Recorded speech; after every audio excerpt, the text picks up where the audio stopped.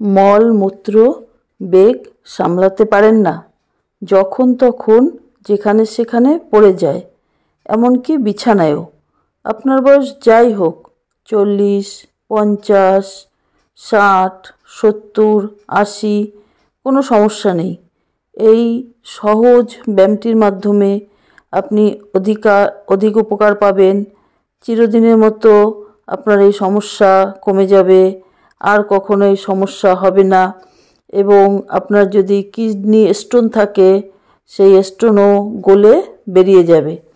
নমস্কার বন্ধুরা, আপনারা দেখছেন আপনাদের ইউটিউব চ্যানেল আলপনাস যোগা ক্লাস। যোগ প্রাণায়াম মানুষকে সুস্থ জীবন দান করে।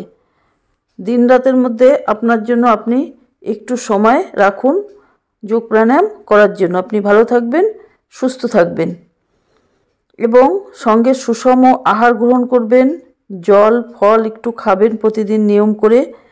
প্রতিদিন একই টাইমে আপনি আপনার খাবার খাবেন। আর খাবার খাওয়ার সঙ্গে সঙ্গে জল খাবেন না। খাবার খাওয়ার একটু পরে, মোটামুটি 30 মিনিট পরে আপনি জল খাবেন। আর যোগব্যায়াম শুরু করার আগে একটু ধ্যান করুন।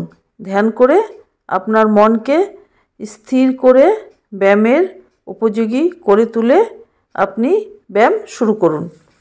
এবার দেখুন আপনি কিভাবে করবেন এই ব্যায়ামটি। প্রথমে আপনি 5 মিনিট ধ্যান করে নিন।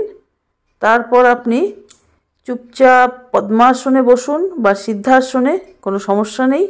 হাত ধ্যানমুদ্রায়। ধ্যানমুদ্রা আপনি কিভাবে করবেন? আপনার দুটি হাত হাঁটুর উপরে রাখুন এবং হাতের তর্জনী ও মধ্যমা অগ্রভাগ পরস্পরকে স্পর্শ করুন। এবার আপনি নিঃশ্বাসের সঙ্গে আপনার মলদ্বার মূত্রদ্বারকে টেনে খিঁচে ভিতরে নিন। এইভাবে আপনি 20 বার করুন। ধীরে ধীরে ধীরে ধীরে 20 বার করুন।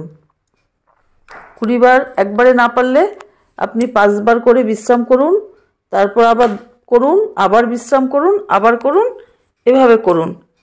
তারপর আপনি কি করবেন? তারপর আপনি করবেন বাটারফ্লাই। এই বাটারফ্লাই ব্যায়ামটি আপনি কিভাবে করবেন? আপনার দুটি পা শরীরের সামনের দিকে রাখুন, 2 হাত লক করে 2 পায়ের আঙুল চেপে ধরুন এবং দুটি হাঁটুকে ক্রমাগত ওঠানামা করান। নিঃশ্বাস স্বাভাবিক, যেভাবে প্রজাপতি পাখা দোলায় ঠিক সেইভাবে ধীরে ধীরে ধীরে ধীরে আপনি করতে থাকুন। এই ব্যায়ামটি করলে আপনি আপনার রোগের জন্য বিরাট উপকার পাবেন, বিরাট। সারা জীবনের মতো আপনি রোগমুক্ত হয়ে যাবেন। তবে আপনাকে প্রতিদিন করতে হবে, সকালে অথবা সন্ধ্যায় খালি পেটে। ব্যায়াম কখনো ভরা পেটে করতে নেই, খালি পেটে করবেন। আর এই ব্যায়ামটি অবশ্যই খালি পেটে করবেন আর খোলামেলা জায়গায় করবেন। আপনার যেখানে সুবিধা হয়, যেখানে আপনি খোলা পাবেন, আপনার বাড়ির ছাদে বা উঠানে বা বাড়ির বারান্দায়, অথবা আপনার ঘরের দরজা জানালা খোলা রেখেও আপনি এই ব্যায়ামটি করতে পারেন। আর ব্যায়াম সবসময় ঢিলাঢালা পোশাকে করবেন। এই ব্যায়ামটি খুবই উপকারী। আপনি ধীরে ধীরে ধীরে ধীরে বিশ্রাম করে করে এই ব্যায়ামটি প্রতিদিন 5 মিনিট করুন। এই ব্যায়ামটি হয়ে গেলে তারপর আপনি কি করবেন? আপনার 2 পা ছড়িয়ে বসুন। ছড়িয়ে ডান হাত দিয়ে ডান পায়ের পাতা স্পর্শ করুন এবং বাঁ হাত ওপরে থাকবে, চোখ থাকবে হাতের দিকে। তারপর কি করবেন? তারপর বাঁ হাত দিয়ে বাঁ পায়ের পাতা স্পর্শ করার চেষ্টা করুন আর ডান হাত থাকবে ওপরে, হাত থাকবে চোখের দিকে। এইভাবে আপনি থেমে থেমে থেমে থেমে 20 বার করুন। 2 বার 5 বার করে বিশ্রাম করুন, তারপর আবার করুন। এইভাবে আপনি ক্রমাগত করতে থাকুন। এই ব্যায়ামটি করলে আপনি কি কি উপকার পাবেন? আপনার প্রস্রাবের সমস্যা চিরদিনের মতো কমে যাবে এবং যখন তখন মল ত্যাগের সমস্যাটাও কমে যাবে ধীরে ধীরে। এবং আপনার হাত জয়েন্টের ব্যথা কমবে, কোমরের যন্ত্রণা কমবে। বিশেষ করে আপনার এই মলমূত্রর বেগ সামলানোর ক্ষমতাটা অধিক পরিমাণে বাড়বে, আর কখনোই এই সমস্যা আপনার থাকবে না। ভিডিওটি ভালো লাগলে লাইক করুন, আমার চ্যানেলটি সাবস্ক্রাইব করুন আরও ভালো ভালো ভিডিও সবার আগে পাওয়ার জন্যে। আর বন্ধুদের মধ্যে বেশি বেশি করে শেয়ার করুন।